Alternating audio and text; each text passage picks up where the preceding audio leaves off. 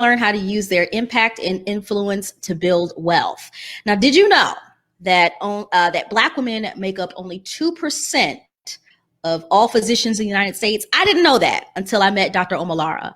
And so, in addition to saving lives, Black women doctors often contend with racism, sexism, pay inequity, and a host of other challenges that negatively impact their own health and overall wellness. It's an emerging crisis because too many of our Black women physicians suffer in silence and in isolation. So my question is, who heals the healer? Today, I'm having a conversation with Dr. Omalara Thomas Uwemedimo. Did I pronounce that correctly, please? Perfect. Yes. It was perfect. I got it.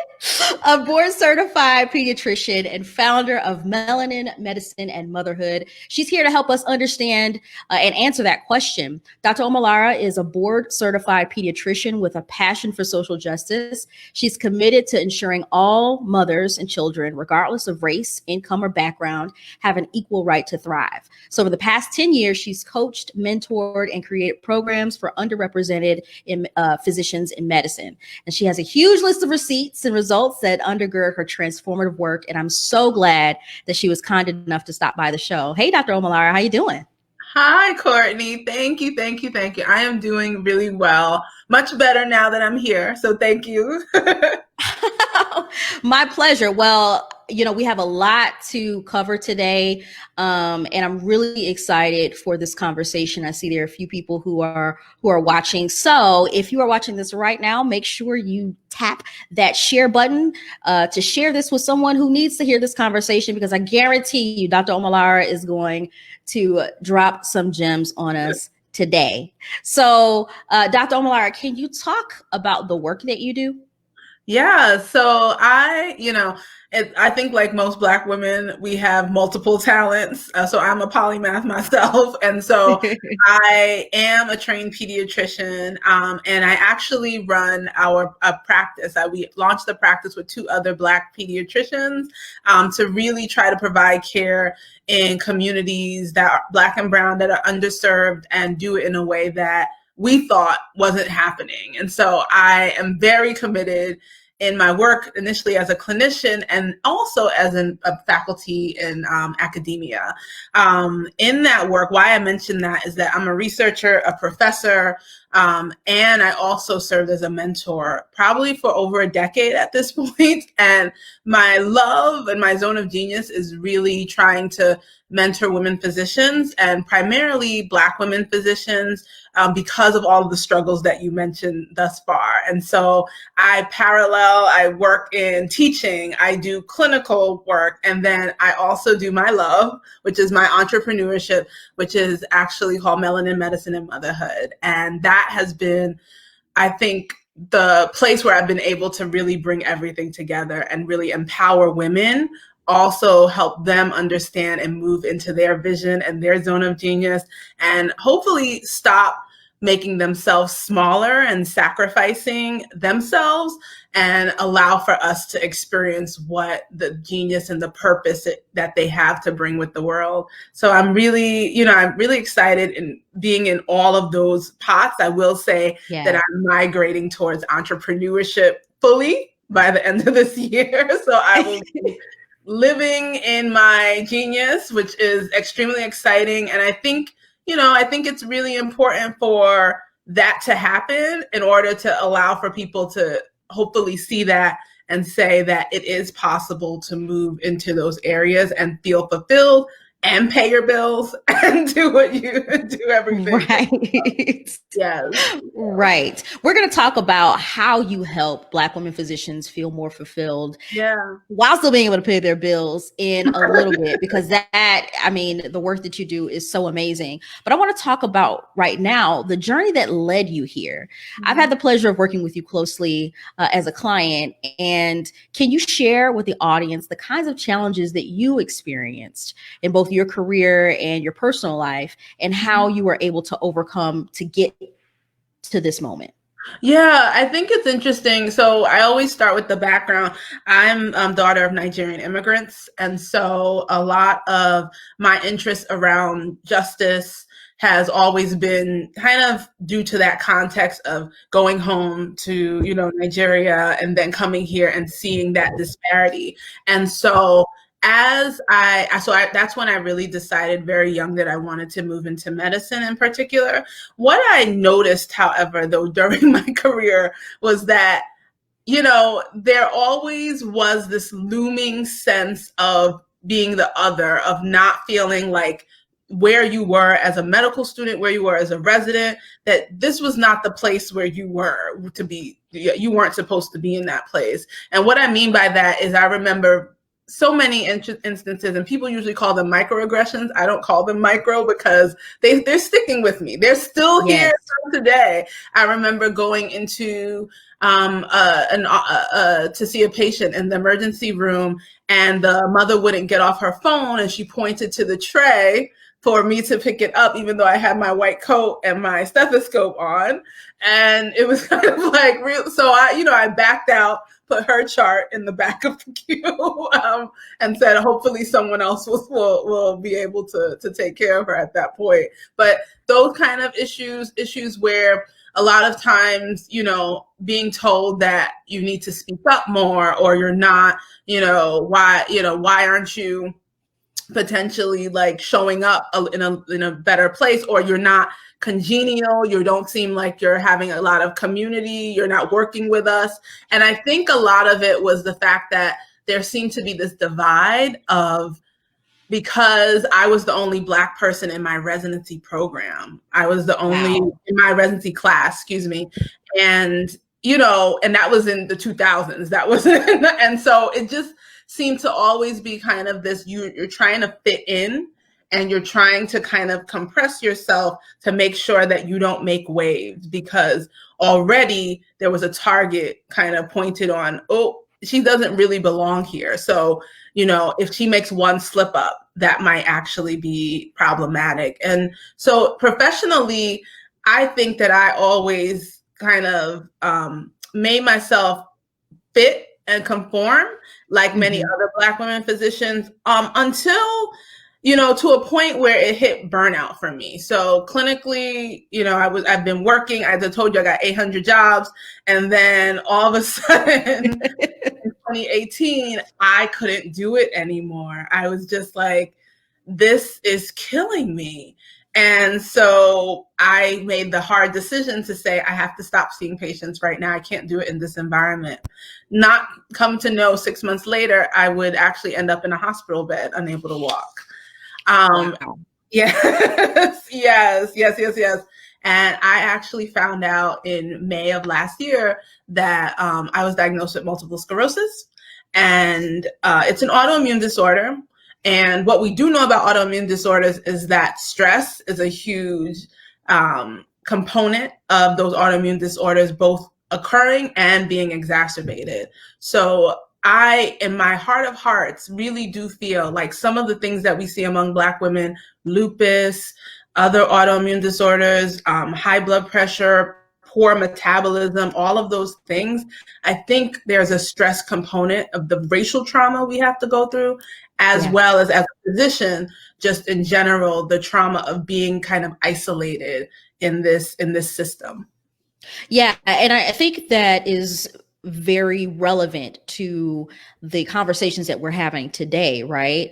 I think that a lot of people are starting to understand that the things that many of us Black people talk about and address or attempt to address aren't just vain imaginings. They aren't just isolated incidences, right? They are ingrained into the very systems and institutions that we have to be a part of. So, I like the fact that you talked about the trauma that we undergo and how that really impacts, or how it can impact the physical health of a person.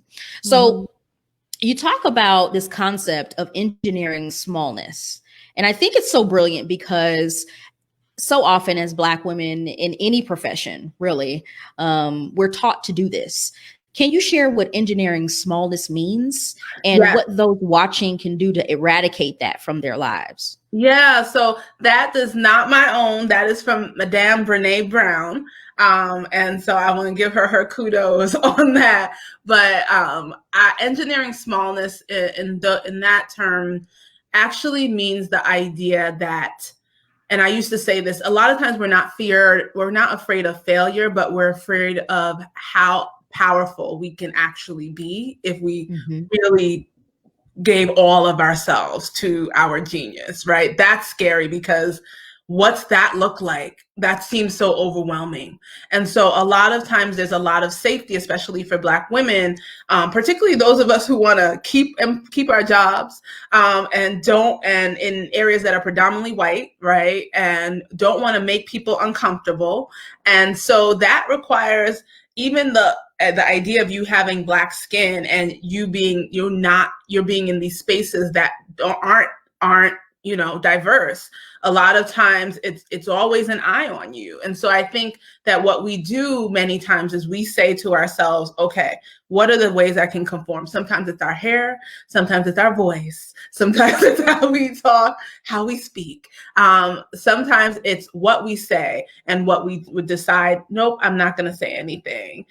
What we look past, what we allow to actually happen in front of us. And so all of these things are protective mechanisms that we do to stay small, to not allow for us to be seen. And what that does is then that feeds to us we sort of internalize that and then start to just stay there. And I would say that many of the women that I work with, super accomplished, right? Their curriculum vitae are insane, but they're kind of like, I'm not fulfilled. I'm stuck. I'm frustrated. I'm burnt out. And it's clear to me that you deserve to live a life that is huge, where people can see all of what you've put together over your life and see that manifest. And however, we stay small, and it's now really hard because they don't really even understand what the next step is to actually break out of that I used to call it hamster wheel, where you're just going and going and going, and then you sort of forget what your actual purpose is and what your vision is. Yeah. And, I know that medical professionals, especially physicians, they spend, you all spend so many years of your lives getting educated and getting trained. And once you finally get to the point where you're able to practice the profession that you worked so hard to get into, I'm sure oftentimes there's this sense of delusionment sometimes, right? Like, what am I really doing here? Is this all that it's cracked up to be? Do you find that with the women that you work with, do you find that as a sentiment?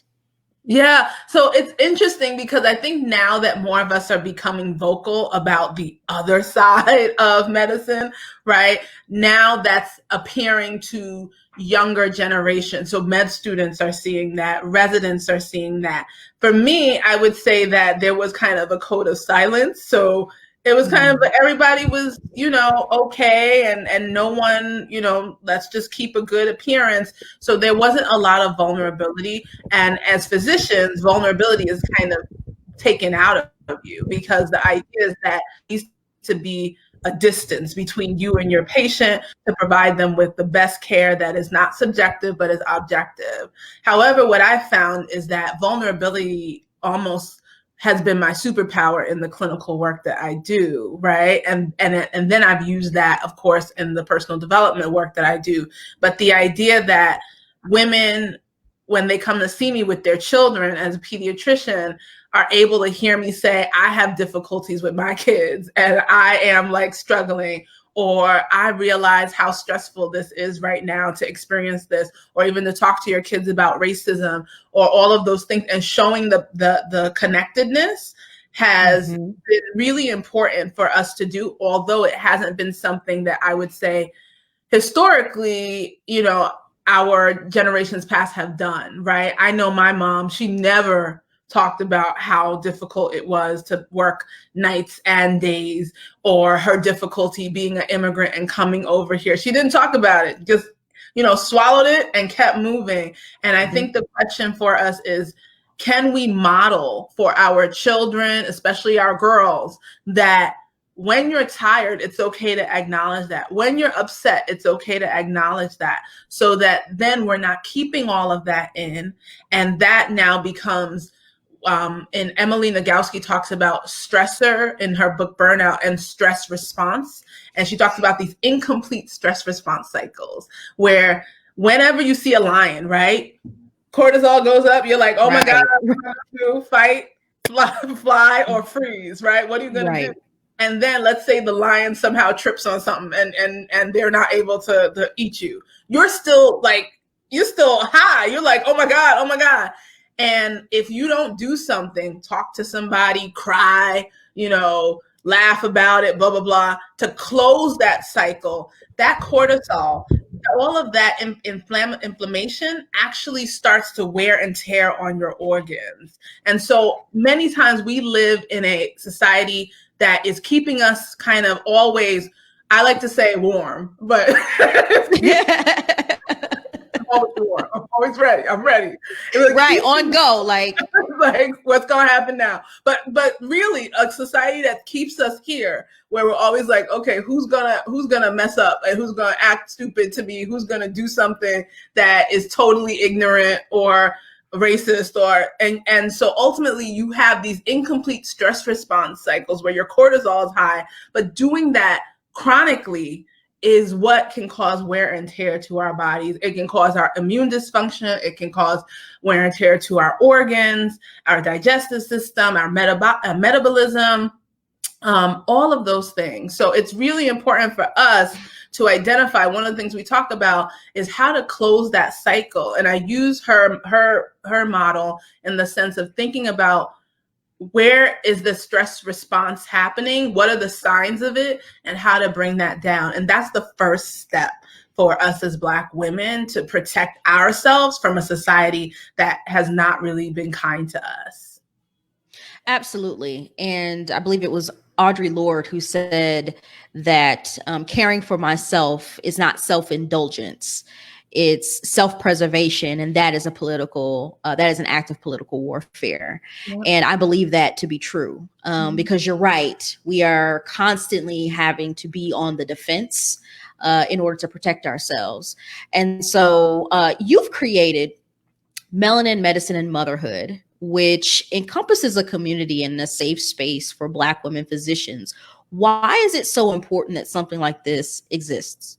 Oh my goodness. So when I was going through my journey of basically after the hospitalization and being removed from my work because I couldn't walk, so I had to go on medical leave and relearn how to walk. And during that time period, I remember how isolated I was. I remember feeling like work, because I had just been defined by it so long, that my work taken away from me, I felt useless. I felt there was, what else was there to me?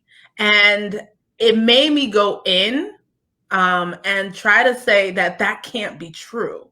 That really, that the things that I've been doing, that's all to me. And as I thought through it, I started to uncover certain things. I started to realize I needed to build my self-confidence. I needed to start to build my support network. I needed to start to build some skills around having routines and making time for myself. I needed to have a strategy. What was going to be the next plan? And it wasn't until I actually had the reflection time to do that work, to do the reading, to go through that. And I had done all of this in spurts throughout my career, especially in terms of mentorship of women physicians and Black women. But during that time period, what I learned is many of those Black women, just once again, no matter what echelon they reached, felt isolated. They felt like there was still something missing. And what I honestly feel is that, just as a daughter of African immigrants, I just think about community and sister circles and the idea of how it's been a saving grace for us through a lot of turmoil. And I just even though I would talk to a lot of women physicians one-on-one, I would almost be like, you need to hear this person's story, and you need to hear this person's story. And I'm like, why are we doing this whole westernized one-on-one kind of coaching when we actually gain so much more? We know it because that's how we were, that's how we lived, that's how we worked. We worked as a community. We had Ubuntu as a philosophy in South Africa. I am because we are. And so that really was the precedent for me to say, you know what, I'm isolated, but there's probably a lot of other women who are literally, I'm now getting out of my 1.0. There's probably some women who are not hitting that hope. I hope that I don't want to hit there, but that breaking point. For me, it was a hospitalization. For some people, it's a mental health issue. And so I wanted to say, hey, is there a space that we can all connect? And just so you know, it didn't start out as Melanin Medicine Motherhood. It started out as Supermom Rehab. That was what it was. Because it was like but what I noticed was that there were so many amazing Black women supporting Black women, which was great, right? And different things, whether it be the Superwoman myth and all of those things. But the Black women physicians, it's scary. It's scary to let your guard down because you're supposed to know it all. You're supposed to be the one who has all the answers. And it's hard to let that guard down amongst people who don't know the story, because physicians, it's almost like the army as women, like what you have to go through. And so I said, we need a space, and it's just grown. I mean, honestly, now we have about 1,200 women in our Facebook group, and it's beautiful because to see everyone communicating and supporting each other and pushing down these myths that people talk about Black women don't support each other and do that. And it's just wonderful to know that a group like this exists, but not just to kiki, because we like to kiki, but it's not just about kikiing. It's about how do we grow? And so that's I think the exciting part, that we don't want to come into a group and leave the same way. That's right. A community is so vital to not just survival, but thriving. And that's really what you help Black women physicians do. Now, Dr. Omolara, there are probably a few Black women physicians, and maybe even some high performing Black women watching, who are thinking, things like finding my purpose and being fulfilled are great, but where do I find the time to pursue those things? Yeah. So with such a rigorous work schedule and other personal responsibilities, how can folks in medicine start to make space for the things that fill them up? Yeah. So a lot of times I think it comes from kind of the idea of serving and the whole, patriarchy around the idea that as women saying no, not doing exactly what everyone else wants is negative. It's not even feminine to do that. And the idea, I think, right now is for Black women in general, but definitely Black women physicians, to see what is on their plate that are other people's priorities and not theirs. What is on their plate that aren't even aligned with their values? Okay. What is on their plate that is absolutely not in their strengths, and that's why it's draining them, because they're working in something that completely is not, is not something that they're aligned to do. And if we continue like that, I think a lot of us aren't going to make it very far in terms of being able to actually support our families in the way we want to. And so I honestly think about putting myself first as kind of the core way that I can support my family and make sure that I'm good so that everyone else is good. And so some of the things I usually say about making space is really about, you don't make space for things if you don't know what they are. And so I usually do a lot of work around, can we do some reflection time to talk about the things that you say are the things you want to do, but you can't do them. It's not possible. And let's break that down a little bit, and let's see, is that a rational thought or not? And then let's go back and let's visualize what would happen if you were able to do that.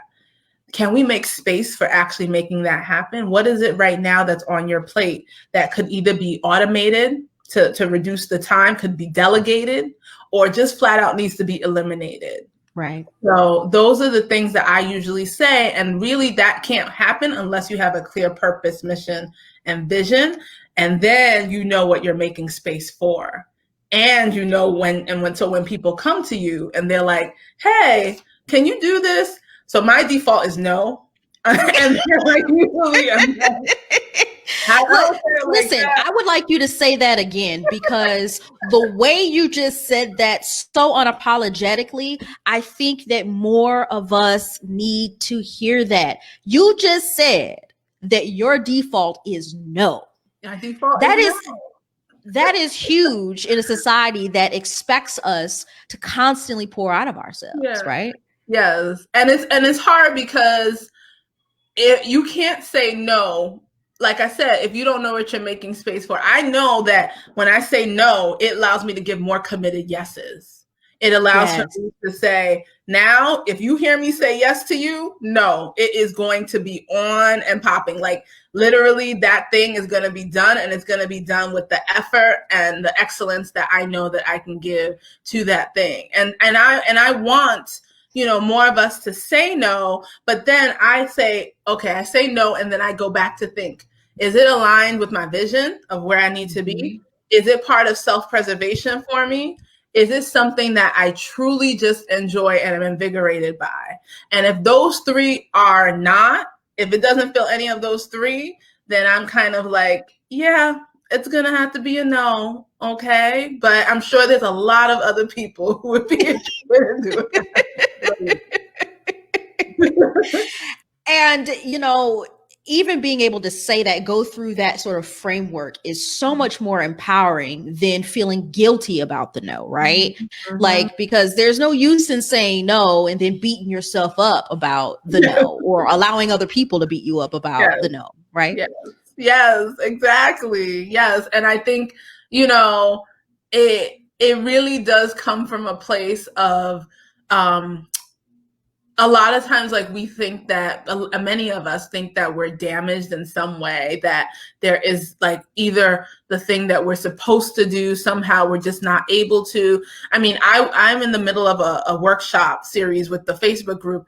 And when we talked yesterday about our zone of genius, and we talked about negative self-talk and self-sabotage, and all of them were saying things, I can't do that. I don't deserve this. I'm probably going to fail.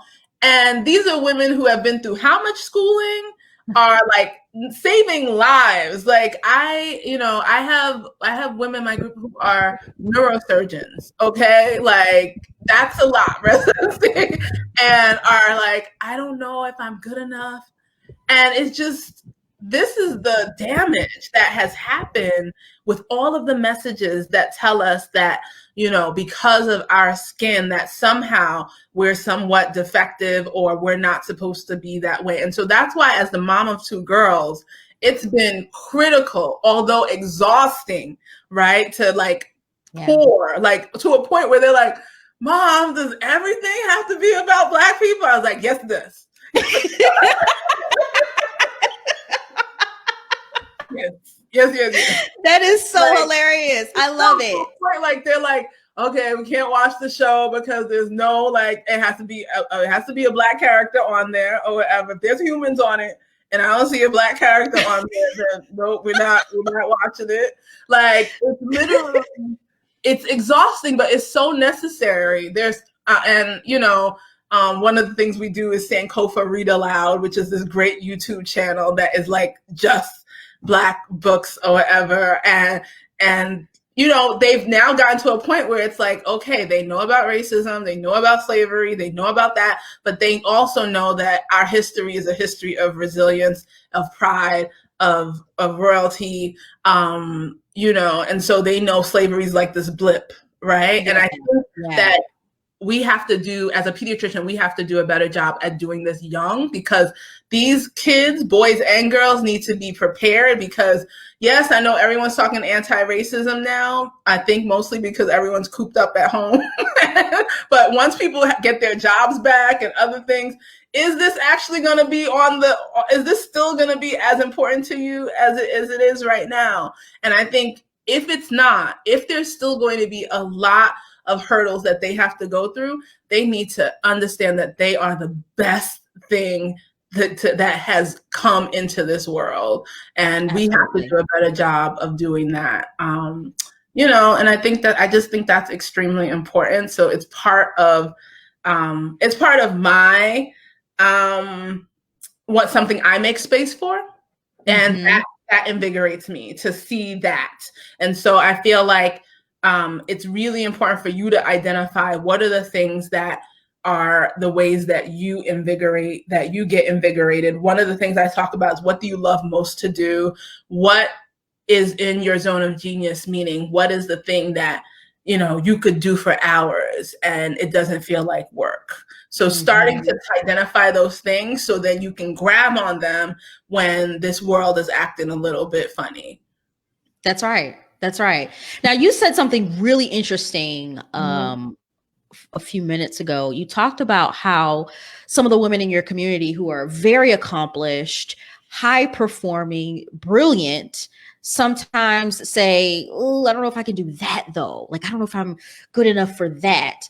And that's really interesting to know that this is not an experience unique to a certain kind of person, right? This is an experience that is, it's a shared experience, I think, more than what we know. So what are the factors as a physician? What are the factors that go into or that impact the way that Black women physicians see themselves sometimes, you know, inside of their own professions and even outside of it, that make them, you know, really embody some of these disempowering beliefs? Yeah, I think there's always been a guilt to some extent. So one, there's the idea that some women physicians going through the process, right, which can be quite challenging. Maybe after the process, sometimes they're feeling like, was this worth it? And the idea of feeling like that, when there are very few of us, as you know, to get into that and feeling like you have a commitment to your society, to your people, to stay in this role, right? Even if, you know, over time, all of us evolve, right? Even over time, if it may not fully satisfy you. So I think the first thing is almost feeling like a little ashamed if there's anything different, or if it's not feeling fulfilling anymore. I think that is a little bit where negative self-talk comes from as well. Like, well, this is what I should be doing. So, you know, even though I like that, that's not actually what I should be doing. The second thing is that there also is a sense of the idea that, what I would say is, how do I relate? I think, how do I make sure that I relate to everything that, you know, that others relate to? And I don't want to outshine per se. I want to make sure that, you know, I'm not ruining relationships. I'm not doing any of that, you know? So I think sometimes we also make ourselves small in that way, where it just seems like, okay, I know I've done this, but I'm still okay. I'm still able to, you know, connect with everyone else. And so I think that's one of the reasons that we try to remain small and also push down our accomplishments. But there's also this other piece that is just about the idea of what you're exposed to. I think so many of us as Black women physicians, you know, you get exposed to the specific circle, which is that the training system, right? A training system that probably was established that didn't think that we were supposed to be in it, right? Right. So, wasn't made for us. Wasn't made for us. As women, it wasn't made for us. As, you know, people who get pregnant, who have to come off leave, doesn't made for us. As Black people, it wasn't made for us. And so ultimately, you go into this system and you are making it and you're doing it, but then you're kind of like in your head, well, you know, maybe I'm not doing it as well, or you might actually get talked to about kind of this nitpicky thing or this nitpicky thing, and they all just seem to just build upon each other. And so I think it's more of kind of this internalized feeling like, whenever I do something, it goes well, but there's always something I could have done better. There's always something. And so it's this push and pull. And it's really hard to explain to others because a lot of people from the outside will look at you and say, what are you complaining about? You're fine. Right. You got a white coat, you got degrees on your wall, you have a well-respected profession. What's wrong with you? So you can't say that, right? You can't say, you can't talk to people and say, I'm a physician and my life is a struggle right now. Like, people, who's listening to you? Who's listening to you? They're going to be like, let me break out the violin. You know, like there's. And so that's why there's even this genre of physician coaches, because it was like, we can't go to regular people because they're looking at us sideways. Like, I don't understand. I can't relate. Exactly. And so, you know, and I also think that there's a sense of,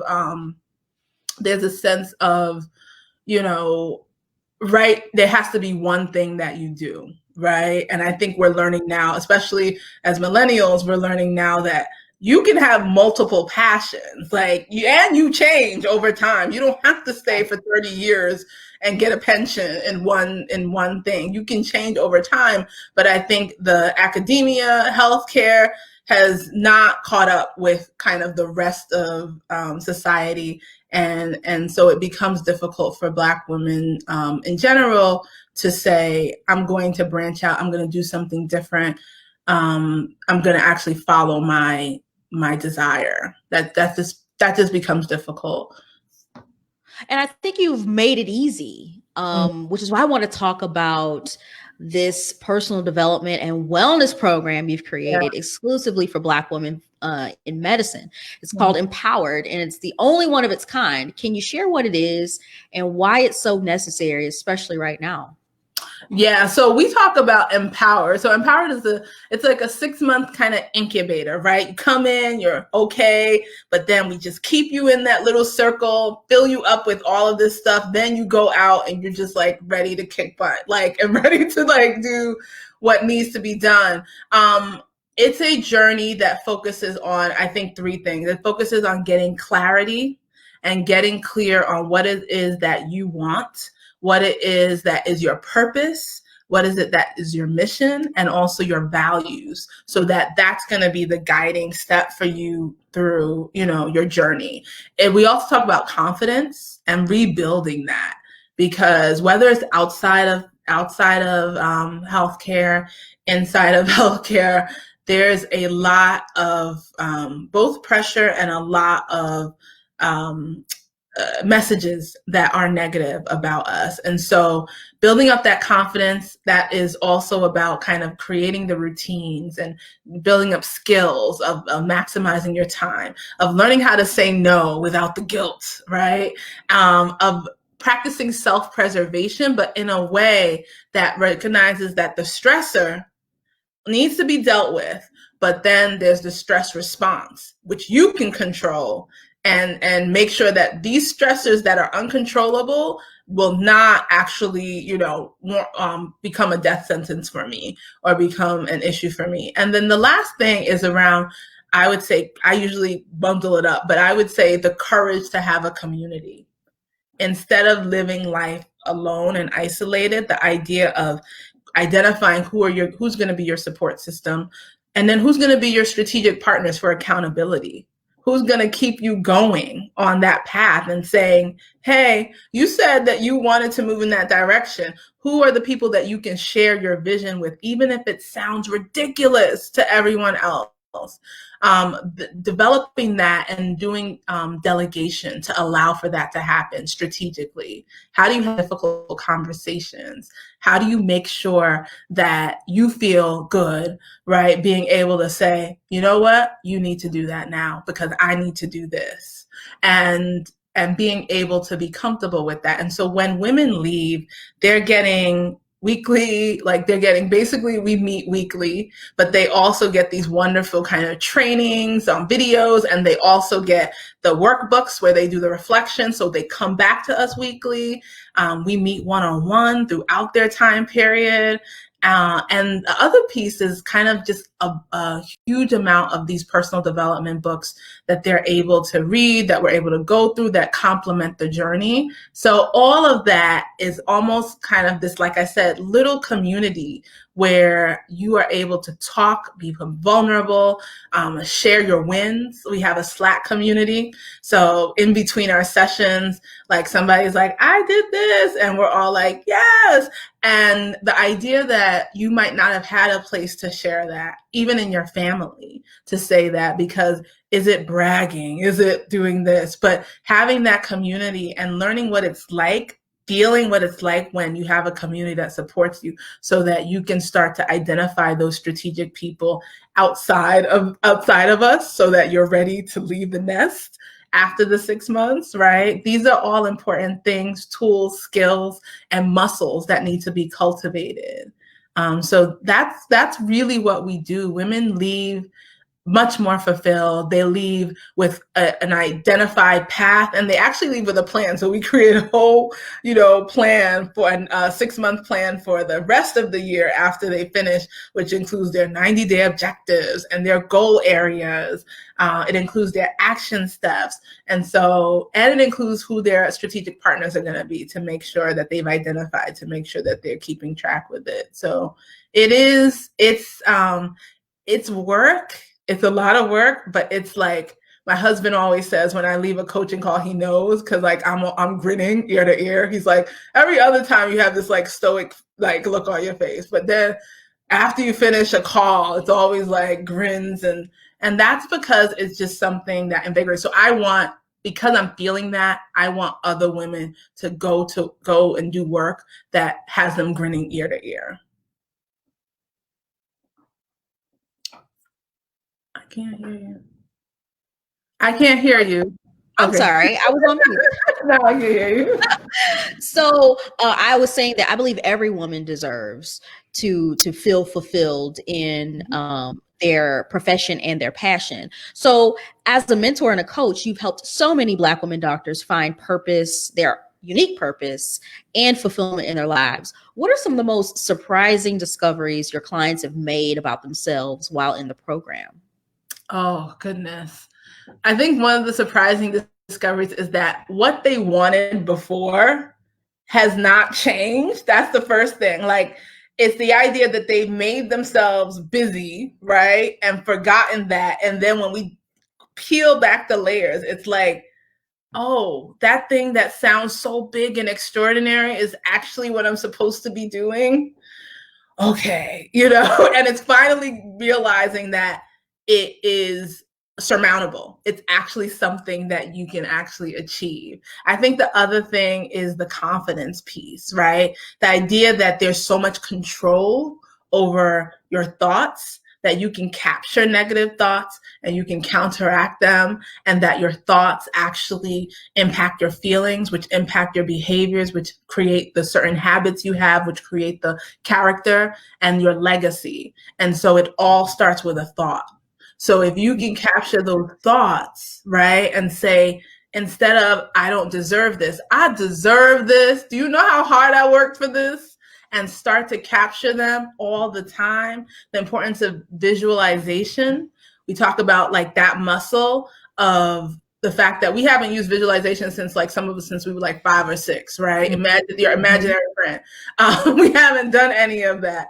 But the idea of seeing where you want to be in 15 years, seeing it, like seeing what you're wearing, seeing what the day is, seeing who's around you, who's not, who's gone, who's not around you, and saying, now, how do I go back from that? So what do I need to do? If that's 2035, right? In 2035, I am going to be 53, okay? If that is 2035, then what do I need to do in 2030 to get there? What do I need to do in 2025 to get there?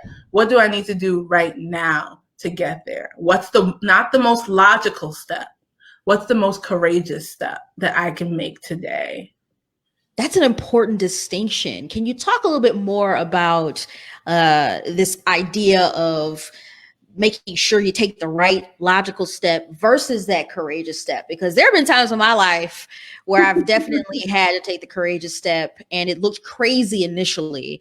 But, you know, after getting to the other side of that uncertainty, it was like, oh my gosh, I'm so glad that I listened to myself. So how can people who are in professions, especially in medicine, that tend to be very methodical and calculated, how can they free themselves up to be able to adhere to their gut or intuition, or, like you mentioned, the courageous choice that they know they should be making?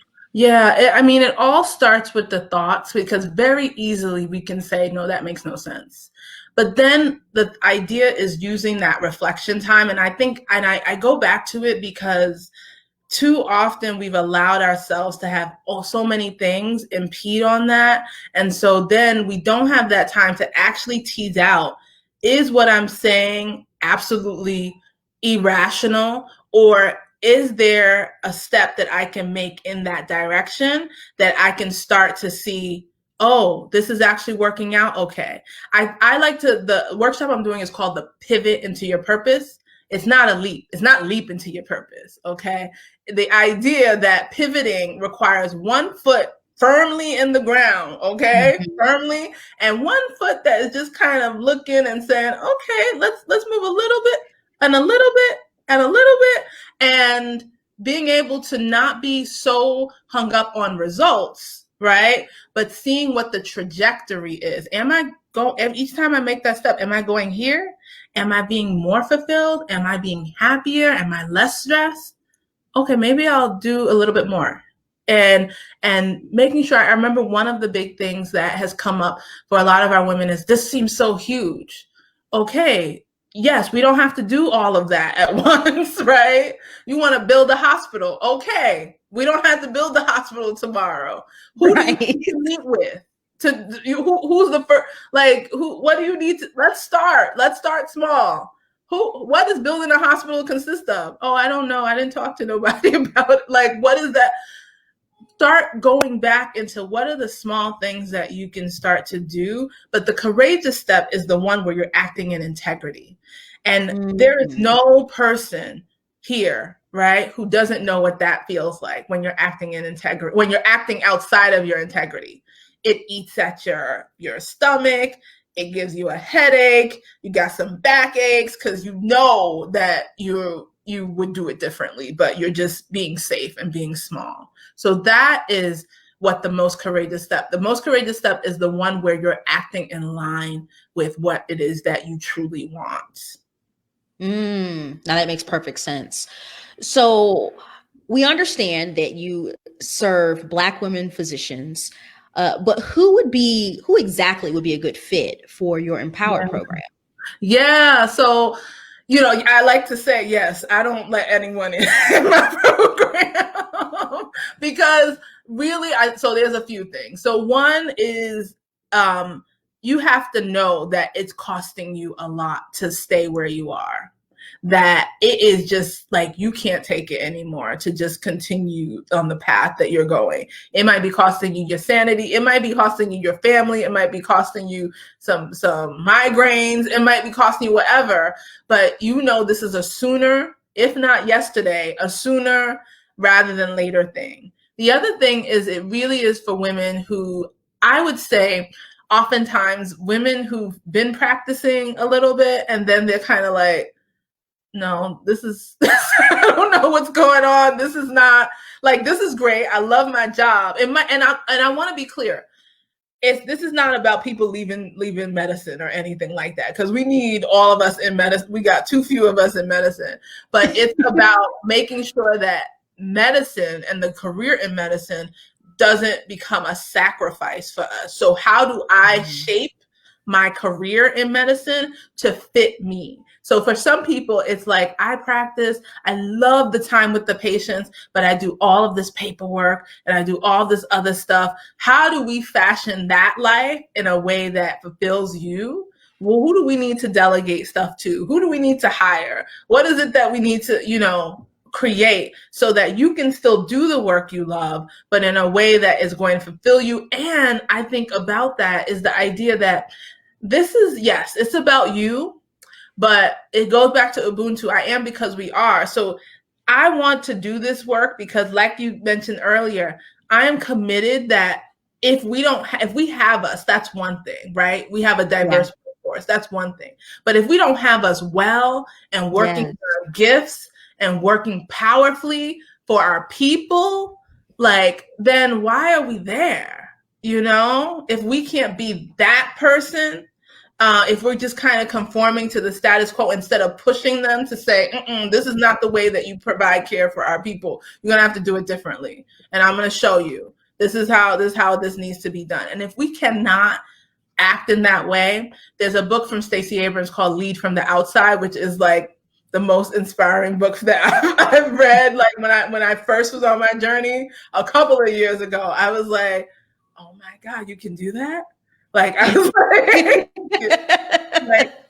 like you could actually like go outside of something and then potentially change like how that system works. Like, and it just blew my mind. And it's kind of like the idea, yes, you can choose that. You can also break barriers inside.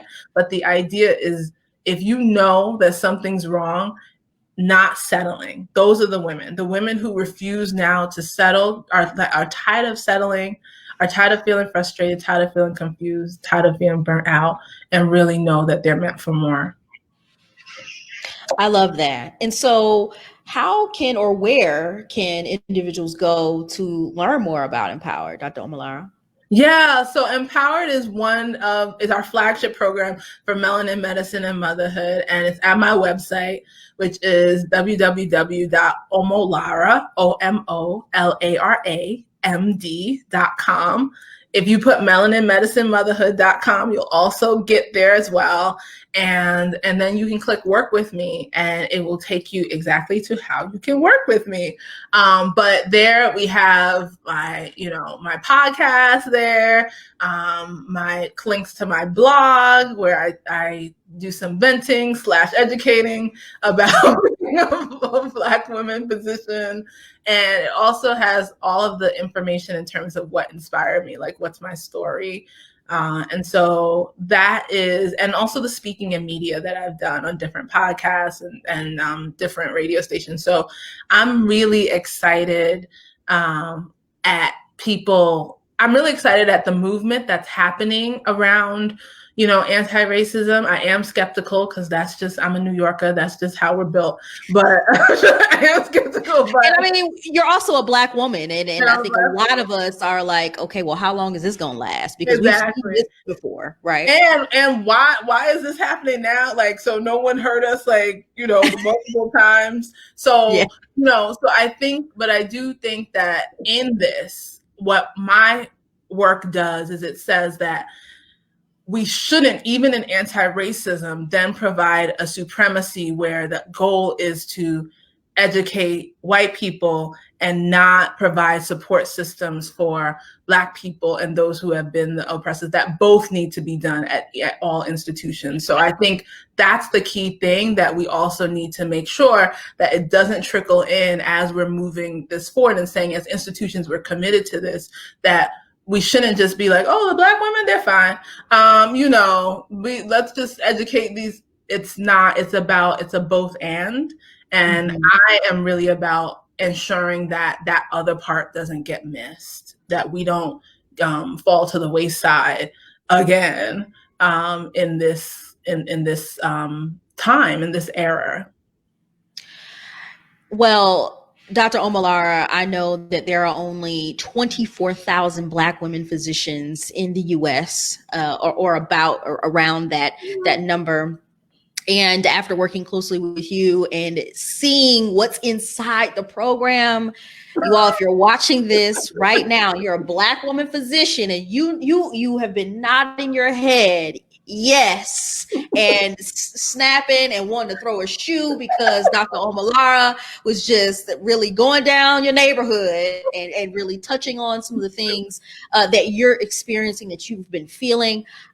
I promise you definitely want to go to her website, www.omalaramd.com to learn more about Empowered. It is a powerful program that I think is necessary for every Black woman in medicine. So, Dr. Omalara, what do you say to those watching who might be on the fence about enrolling?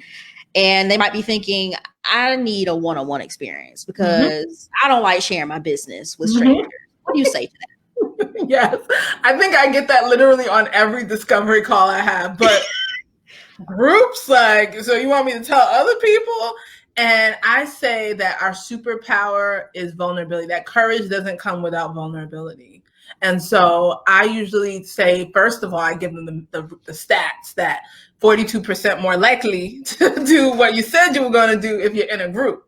But I say also that the ability for you to succeed comes from hearing other stories and growing your network and your pool of sisters who are moving you towards that direction. And I know for many of us that we know that some of the things that we got through because there was somebody there. And it's not easy work either. It's hard work, but it's meaningful work because every week, like, it was so funny in Slack, this week, because I'm doing the workshop in the Facebook group, I gave my Empower group the week off to catch up on their stuff that they're doing, and they're putting in the Slack all sorts of things like, we miss old Omalara, she comes back to us. You know, I'm just like, you guys, this is a little dramatic, okay? It's literally a week.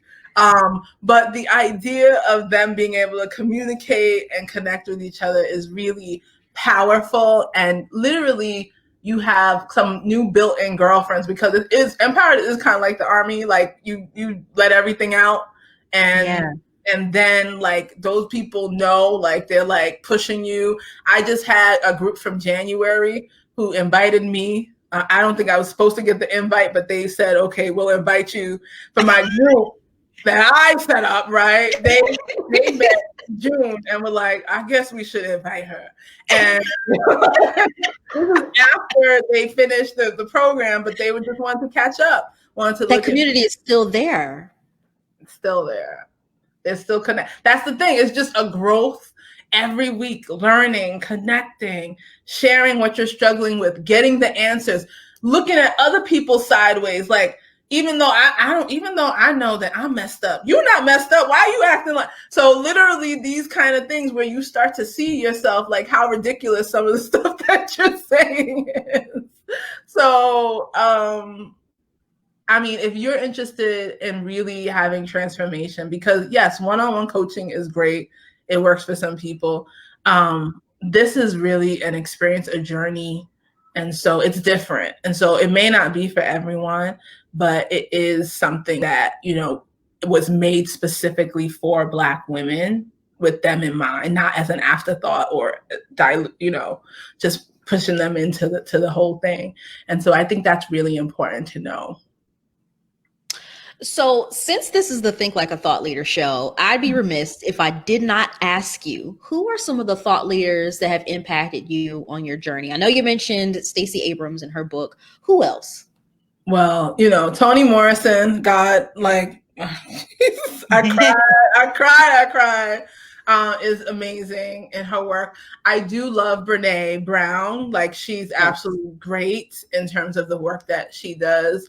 I'm also really excited about some of the work. You know, it's interesting because I love, you know, I'm really excited about some of the work of Brittany Cooper, who has talked some amazing things, specifically about, I remember there was one thing that she talked about which really grabbed me, which was the fact that we keep fighting and fighting for what we need and fighting, and then because we've grown so used to fighting, once we try to relax, our body starts fighting ourselves. And thinking about kind of the autoimmune stuff, and so I love Brittany Cooper a lot. I'm really just into people who love Black women, of course, Audre Lorde. So I'm just really into people who love Black women and aren't scared to say Black women, right? Yes.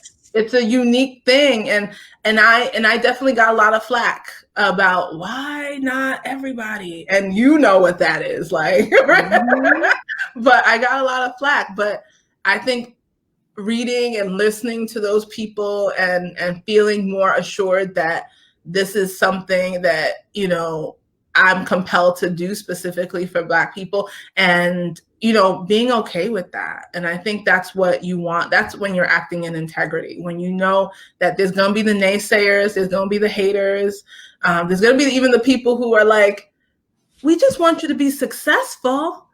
And those people, God bless their heart, as they would say in the South. But, you know, the idea is really remembering kind of why you're doing it, what you're doing it for. Because I will say I wobbled. I was like, but, you know, and then I was like, no, who is this for? Who are you meant to serve? What is the purpose